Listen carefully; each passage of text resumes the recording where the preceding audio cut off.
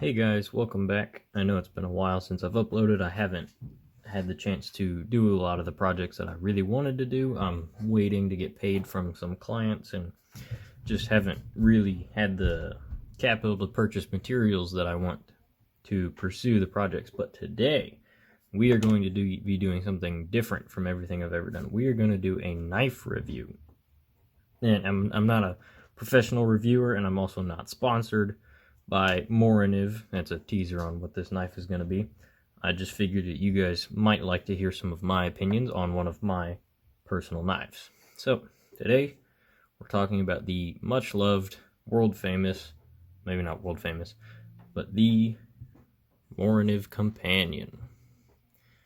Obviously, you can see I've had mine for a while. It's got some issues on the sheath that, just abuse that happens in custom paracord job. And I actually have two of these knives to talk about. And we will be discussing the difference, other than the color, obviously. But let's start with the carbon steel, which is my favorite. So, this is a clip point profile and a Scandi ground knife. So I won't get too technical and too deep into what that means. I just cut myself a little bit. This knife is crazy sharp, guys. But a Scandi grind doesn't have a bevel how a normal knife does. It just has one really big edge, which, has pluses and minuses, and just like everything else does. But it's not very long. Each one of these squares is an inch. Blade length of right at 4 inches. Overall length 8.5. That does not come on the knife. That's my logo. I put that on there when I was first learning how to electrochemical etch. The handle is not, there's all kinds of plastic. I'm not super positive on the type of plastic it is, but it's rubbery. It's kind of soft. It's got Morakniv right on the side there. It's very grippy. It's textured. See if I can get you guys to see the texture. Yeah. Which gives it a really nice grip combined with the shape of the handle. You can see it's not just a cylindrical broomstick. This is a hidden tang knife, not a through tang or a full tang, which has pluses and minuses, which brings us into our first topic of discussion. Okay guys, so we're going to do this in a relatively scientific way. We're going to talk about the things I like about this knife and the things I don't like about this knife. So, in no particular order, one of the things that I like about this knife is its weight. This is a very light knife due to the fact that it's a hidden tang and plastic handle.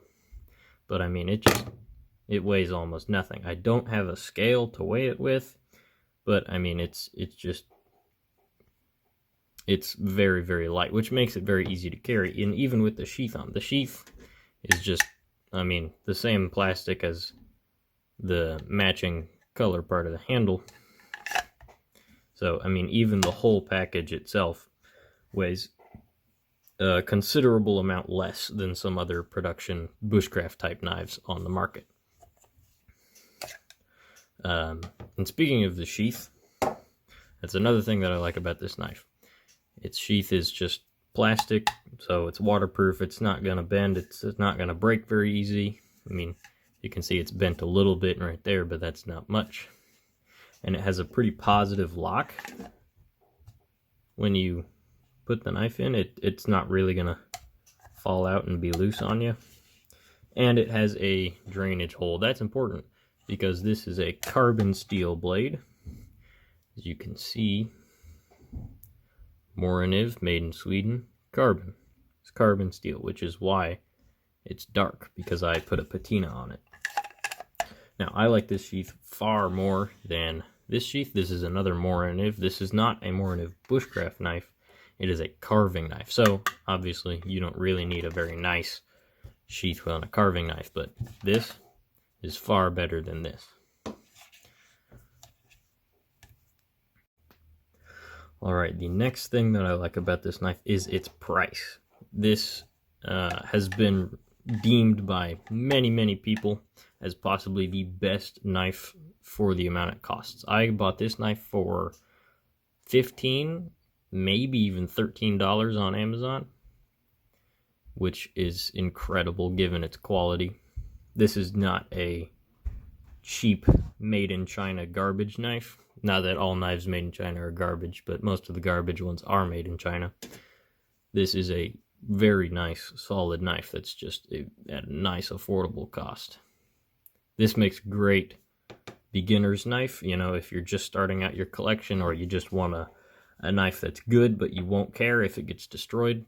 I mean, $15, like, you really can't go wrong.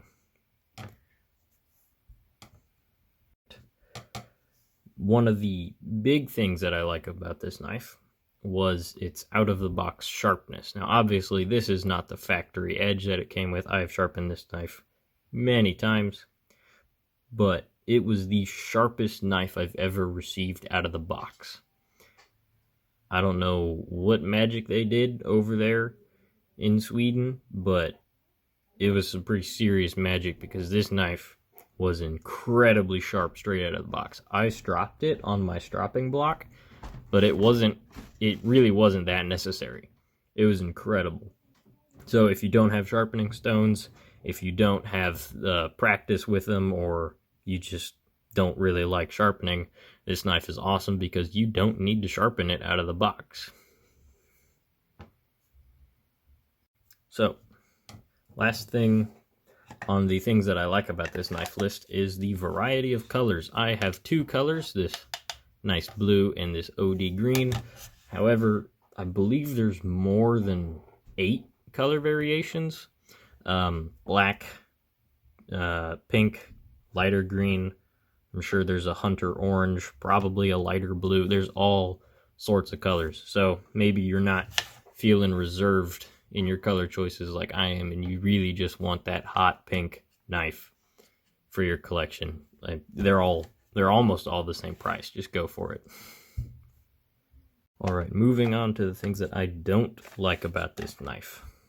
There aren't very many. This is just a great knife for the price. It's really hard to judge a knife cruelly when you only paid $15 for it, and it performs as well as this one did. But the edge on this knife, because it's a Scandi grind, the edge gets really thin, which makes it very sharp and fantastic for cutting, but the edge doesn't last very long. So, which is partially due to the fact that it's not heat treat to the best of its ability. I don't know what steel this is. It's not labeled on the knife. I'm sure that it has a good heat treat as far as the price goes, but the edge tends to get a little chewed up. It doesn't chip. It mostly just rolls and makes little tiny dents in it. If you use it a decent amount, you know, it's not like you touch something and it's ruined. So that's one of the things that I don't like about this one. Another one is its lack of chopping power. So when you're out camping, sometimes you just need to hack through a branch that's in the way. And I mean, obviously not anything like that big. You need an axe or a saw for that.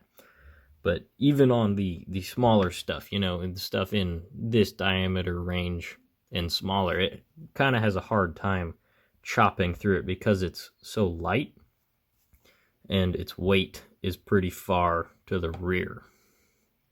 See if I can balance it. Yeah. So, I mean, it's good for what it is. It's a nice lightweight, light duty knife, you know, but even if you hold it out here, you're going to have a hard time chopping through some stuff. I'm sure that I'll show some footage of me trying to chop through a stick at some point in this video. So now let's talk about the differences between this knife and this knife. Now, as I already pointed out, this knife is carbon steel.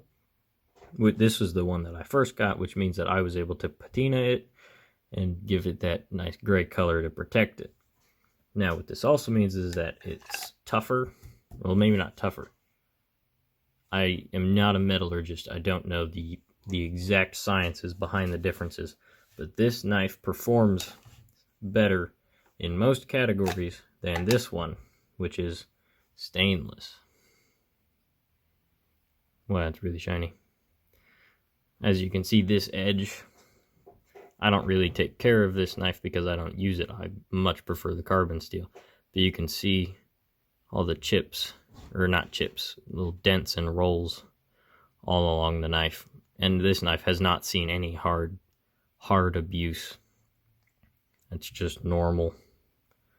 That's one of the things that I don't like. But it is nice to have the stainless version, because if I'm going to be in an environment where there's a lot of water or just really high humidity all the time, and I don't want to worry about my knife rusting, I can use this one instead of this one.